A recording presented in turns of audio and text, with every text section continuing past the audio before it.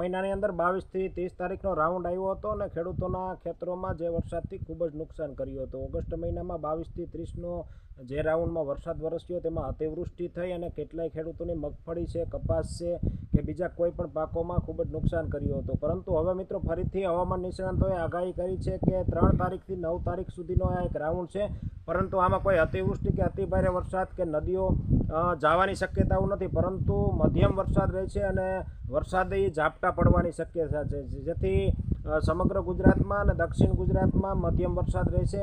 તો અત્યારે હવામાન નિષ્ણાંત પરેશભાઈ ગૌસ્વામીએ જે આગાહી કરેલ છે આપણે સાંભળીએ પરેશભાઈ ગૌસ્વામીને.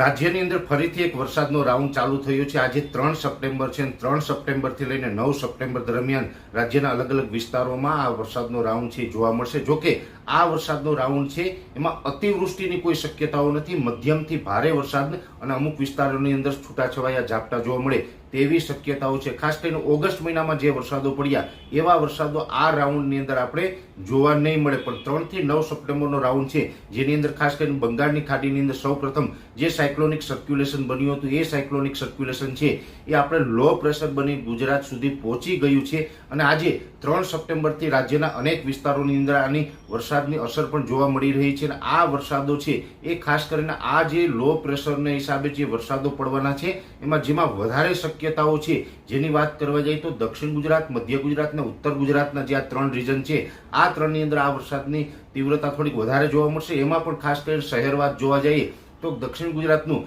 રાજપીપળા, સુરત, અંકલેશ્વર અને ભરૂચ એની અંદર એકંદરે સારા એવા વરસાદો નોંધાશે. લગભગ 4 થી લઈને 6 ઇંચ જેવા વરસાદ નોંધાઈ શકે છે. મધ્ય ગુજરાતની અંદર અમદાવાદ, કપડવંત, આણંદ, નડિયાદ અને બરોડા જેવા વિસ્તારો છે તેમાં પણ વરસાદની તીવ્રતા છે એ આવનારા 2-3 દિવસ સુધી વધારે જોવા મળે તેવી શક્યતાઓ માની રહ્યા છે. ખાસ કરીને મધ્ય ગુજરાતની અંદર આજે 3 તારીખથી લઈ અને 6 તારીખ સુધી વરસાદની તીવ્રતા વધારે જોવા મળશે. ઉત્તર ગુજરાતમાં પણ ઓલ ઓવર આ વરસાદની શક્યતા સારી રહેશે. એમાં પણ ખાસ કરીને પાટણ, મહેસાણા અને બનાસકાંઠા જેવા વિસ્તારોની અંદર વરસાદની તીવ્રતા છે એ સારી રહે અને ત્યાં પણ 4 થી લઈને 6 ઇંચ સુધીના વરસાદો નોંધાય તેવી શક્યતાઓ છે. સૌરાષ્ટ્રમાં પણ એકંદરે સૌરાષ્ટ્ર કચ્છમાં પણ વરસાદ જોવા મળશે, પણ સૌરાષ્ટ્ર કચ્છની અંદર અમુક વિસ્તારો જેવા છે કે જેમાં આ વરસાદનો સારો એવો લાભ મળી શકે, કે જેની અંદર કચ્છનું રાપર હોય અથવા તો સૌરાષ્ટ્રનું મોરબી, સુરેન્દ્રનગર, બોટાદ અને ભાવનગર આ વિસ્તારો છે કે એને સારો એવો વરસાદનો લાભ મળી શકે. બાકીના વિસ્તારોની અંદર છૂટાછવાયા હળવા મધ્યમ ઝાપટાઓ જોવા મળે. અને ગુજરાતના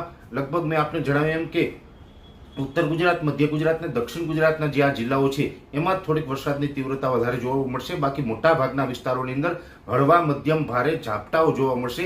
આ વરસાદ છે અતિવૃષ્ટિ કે અતિભારે વરસાદ પડે એવો રાઉન્ડ નથી, જેની દરેક મિત્રોએ નોંધ લેવાની છે. પણ હા, એક ચોક્કસથી છે કે આ વરસાદી રાઉન્ડ છે 3 થી 9 સપ્ટેમ્બર દરમિયાન જોવા મળશે. ત્યારબાદ આપણે ઓલ ઓવર ગુજરાતની અંદર એક લાંબી વરાપનો માહોલ આવે તેવી શક્યતાઓ હાલ અમને દેખાઈ રહી છે.